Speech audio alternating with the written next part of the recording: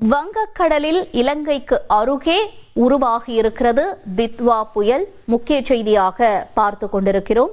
ஏற்கனவே உருவாகியிருந்த காற்றழுத்த மண்டலம் தீவிரமடைந்து அது புயலாக மாறும் என்று தெரிவிக்கப்பட்டிருந்த நிலையில் தற்பொழுது வங்கக்கடலில் இலங்கைக்கு பக்கத்தில் தித்வா புயல் உருவாகியிருக்கிறது. இது சென்னைக்கு தென்கிழக்கே 700 கிலோமீட்டர் தொலைவில் மையம் கொண்டிருப்பதாக தகவல் வெளியாக இருக்கிறது. முக்கிய செய்தியாக நாம் பார்த்து கொண்டிருக்கிறோம். வங்கக்கடலில் உருவாகி இருக்கக்கூடிய இந்த புயலுக்கு தித்வா என்று பெயரிடப்பட்டிருக்கக்கூடிய நிலையில் சென்னைக்கு தென்கிழக்கே 700 கிலோமீட்டர் தொலைவில் இந்த புயல் மையம் கொண்டிருக்கிறது.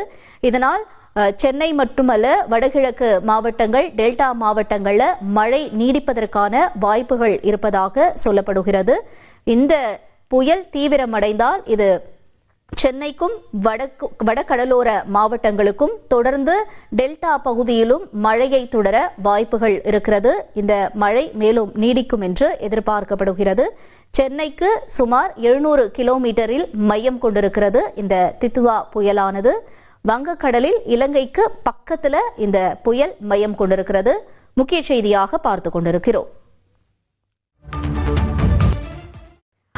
இலங்கைக்கு பக்கத்தில் நிலவிய ஆழ்ந்த காற்றழுத்த தாழ்வு மண்டலம் புயலாக வலுப்பெற்றிருப்பதாக வானிலை ஆய்வு மையம் தகவலை வெளியிட்டிருக்கிறது. இந்த புயலுக்கு தித்வா என்ற பெயர் வைக்கப்பட்டிருக்கிறது.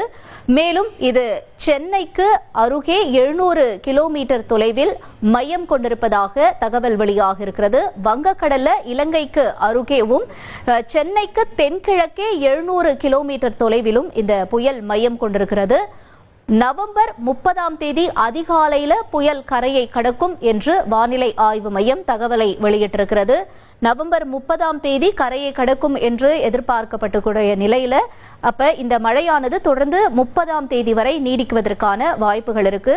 இலங்கைக்கு பக்கத்துல அப்படின்னு நம்ம பார்த்தோம்னா தொடர்ந்து இந்த மழை தூத்துக்குடி, ராமநாதபுரம் மாவட்டங்களையும் நீடிக்கிறதுக்கான வாய்ப்புகள் இருக்கும். தொடர்ந்து அடுத்தபடியாக சென்னை, பாண்டிச்சேரி உள்ளிட்ட இடங்களையும், திருவள்ளூர், காஞ்சிபுரம், செங்கல்பட்டு உள்ளிட்ட இடங்களையும் இந்த மழை நீடிப்பதற்கான வாய்ப்புகள் இருக்கும். தொடர்ந்து நம்ம பார்க்கும் பொழுது இந்த மழையானது தென் மாவட்டங்களில் ஒரு சில பகுதிகளையும், அதனைத் தொடர்ந்து அடுத்தபடியாக டெல்டா உள்ளிட்ட பகுதிகளையும், வடகடலோர மாவட்டங்களையும் இந்த மழை நீடிப்பதற்கான வாய்ப்புகள் இருக்கு. தெற்கு ஆந்திர பிரதேச கடற்கரைகளுக்கு இடையே கரையை கடக்கும் அப்படின்னு நம்ம பார்க்கும் பொழுது இது தமிழகம் மட்டுமில்ல, ஆந்திர மாநிலத்திற்கும் மழையை நீடிப்பதற்கான வாய்ப்புகள் இருக்கும். முக்கிய செய்தியாக பார்த்தோம்.